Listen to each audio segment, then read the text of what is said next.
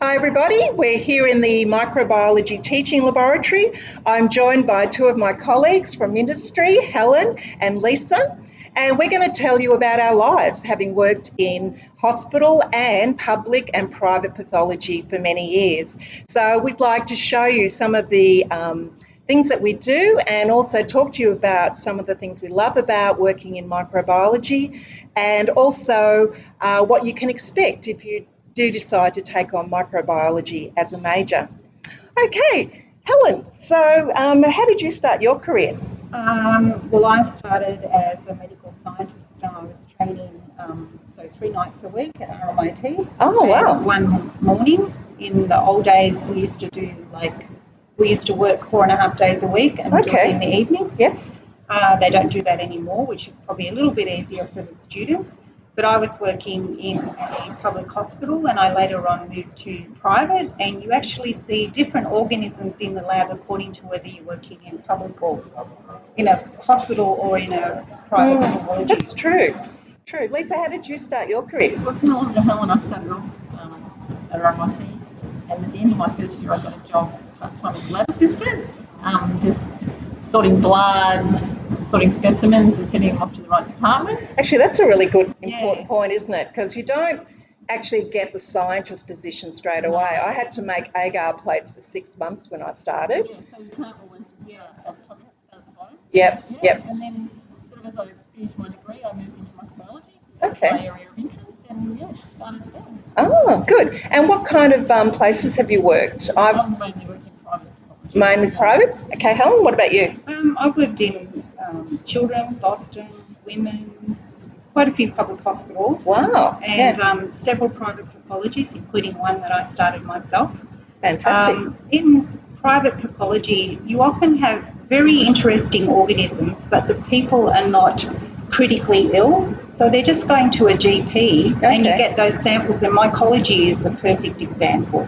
If someone's got like tinea or a ringworm, you get these interesting organisms that cause these infections, but these people are not critically ill, so they're not going to a public hospital. So in the public hospital, you don't see those organisms. Okay, yeah, good.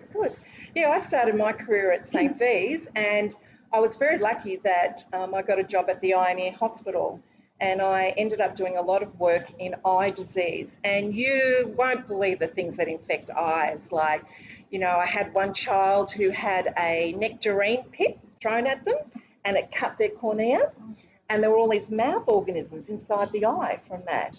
There was another child that stepped on a spade, and the spade flew up and hit them in the eye, and he'd had the infection for a month. And it was because we finally saw little branching hyphae that we were able to say had a fungal infection in the eye, and that child stopped taking antibiotics and started taking antifungals. So it's really great to find situations where you make a difference to the child or the person's health. Have you got any stories like that you're reminded of from your career where you helped to make a difference? Look, I remember when I was in private pathology, and the history on this particular urine was hematuria for 20 years, and I'm like, wow, 20 years of bleeding in the bladder. Yeah, it didn't look like it was like straight blood. It just had just a tinge of, but they had kind of like an Egyptian name. And I said, hang on, has anybody spun this urine? And we spun it, and we got schistosoma hematobium. Wow, a parasite. So that's totally different treatment. Because no one had actually kind of thought about it, because they're in Australia, we don't find that parasite in Australia, but this person came from somewhere else many years ago, and they obviously had a low-level infection, and it just sort of meandered along, and no one had ever thought to look for the right cause. Yeah, we had a recent thing similar to that. There was a young girl who was on exchange, I think to Vietnam or Indonesia somewhere, and she just loved the sushi over there, just loved it. Anyway, she ended up with a fish tapeworm, but nobody, they didn't think of it, and it was only she came back after 6 months of exchange student, had a bit of diarrhea on and off, and in the end we diagnosed this quite unusual fish tapeworm. She'd been just addicted to the sushi. Fantastic. So good stories sometimes.